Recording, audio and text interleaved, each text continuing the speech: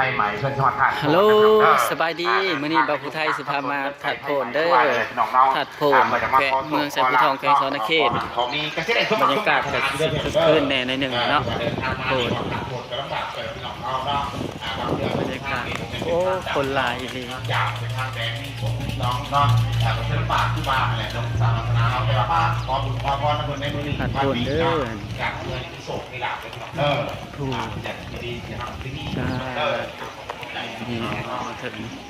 เอาไปเขาอยากไปตั้งน้องเขาสุดลานเรียนเนาะน้องเขาสอบคอร์สเนาะที่จะได้ตั้งคำถามครับคุณตะบอแมงครูบาอาจารย์ในเมืองงามดีเนาะในวันขึ้นปีใหม่ผู้ที่จากอยู่ในตลาดโพนของผู้ที่ผ่านในตลาดที่จะไปยังตลาดยาว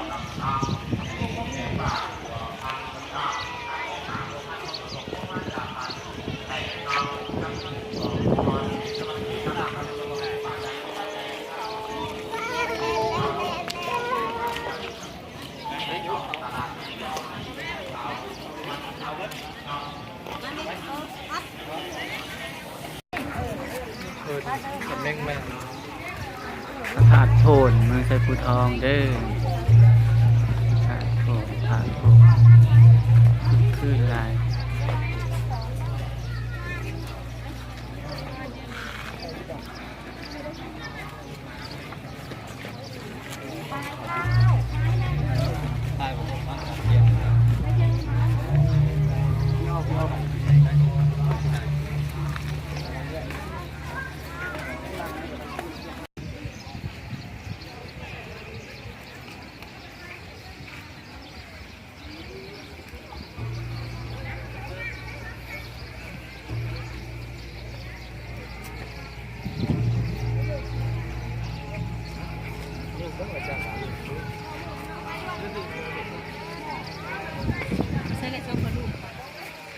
ลงแล้ว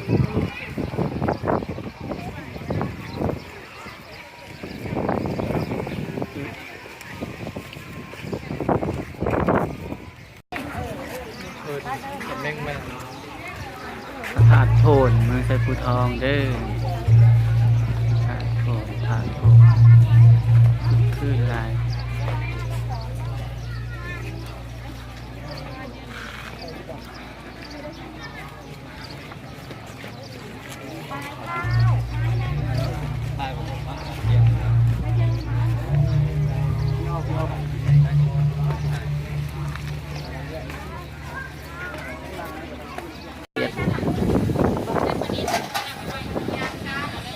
กระปุ้นที่ทัดโพนปุ่นน้ำปูน้ำปลา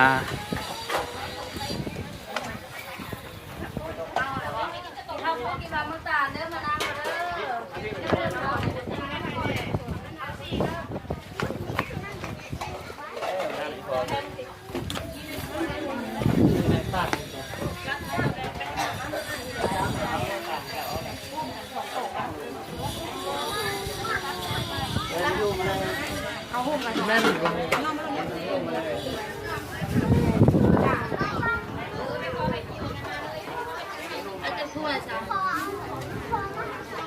นางพอแล้วล่ะ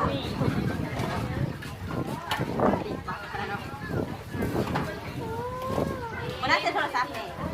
เขาพูดจะตรวจตัวได้กับ11มิดถ้วย10เบิดเลยบ่คนเหนื่อยแล้วมี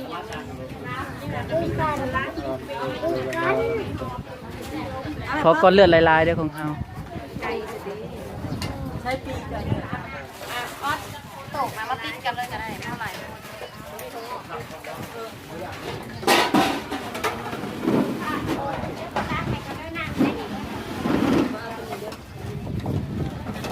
กระปุ้นเหนื่อยแล้วแม่ไปเติม